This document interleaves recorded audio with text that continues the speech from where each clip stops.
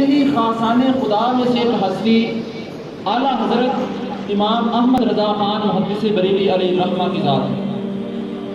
آپ نے جو قرآن مجید کا ترجمہ کیا جسے کنز الایمان کا نام دیا جاتا ہے، یعنی کہ ایمان کا خزانہ، اگر کوئی شخص اس ترجمے کو پڑھے تو پڑھنے والے کو یہ پتہ چل جائے گا کہ آپ نے جو ایک ایک لفظ کا ترجمہ کیا ہے وہ عشق رسول میں کیا ہے، وہ عاشق رسول بن کے کیا ہے اور ادب مصطفیٰ میں کیا ہے۔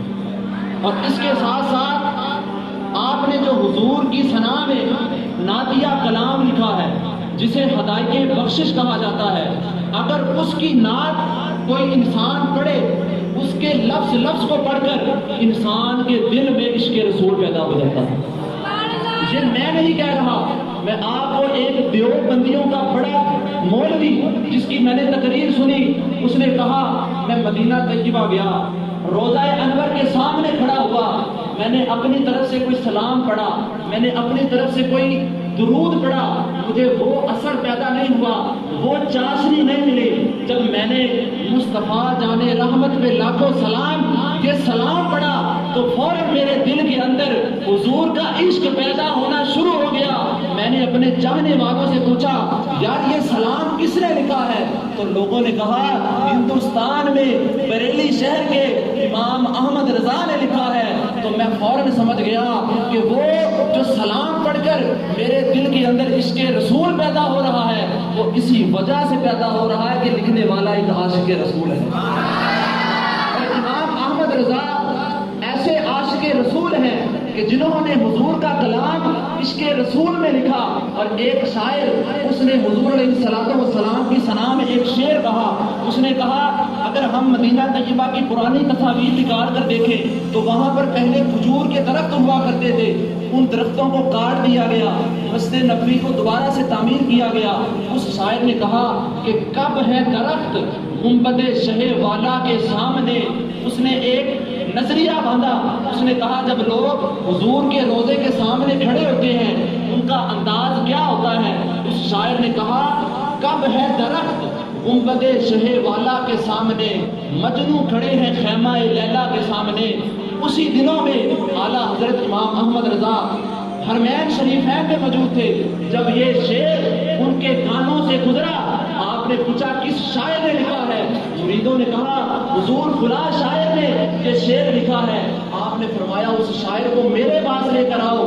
اب جب اس شاعر کو پتا چلا کہ بریلی کے امام نے مجھے اس شعر کی وجہ سے بلایا ہے تو دل میں خوشی پیدا ہو گئی کہ مجھے تاج ملے گی، میری تعریف ہوگی، مجھے انعام ملے گا کہ میں نے حضور کی ثنا میں شعر کہے ہیں۔ جب وہ شاعر امام احمد رضا محدث بریلوی علیہ الرحمہ کی بارگاہ میں آیا، آپ نے پوچھا بتا تم نے حضور کی ثنا میں کیا شعر لکھا ہے؟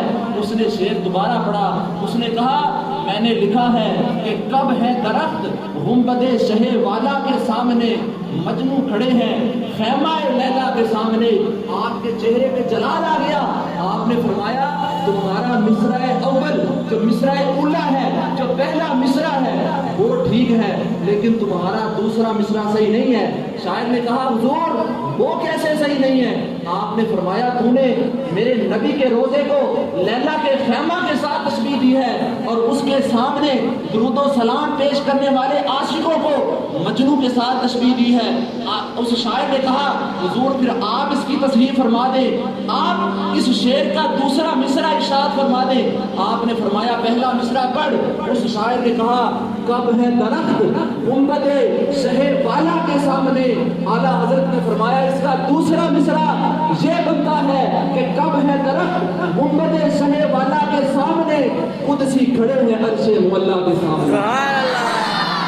ایسا عاشق رسول جس نے سارا کلام عشق رسول میں لکھا ہے، پھر پڑھنے والے کے دل میں یہ عشق پیدا ہو جاتا ہے۔ وجہ صرف یہ ہے کہ اعلیٰ حضرت نے یہ کلام عشق رسول کو دل میں پیدا کر کے سچا عاشق رسول بن کے بلبلے باغ مدینہ بن کے حضور کی ثنا کی ہے۔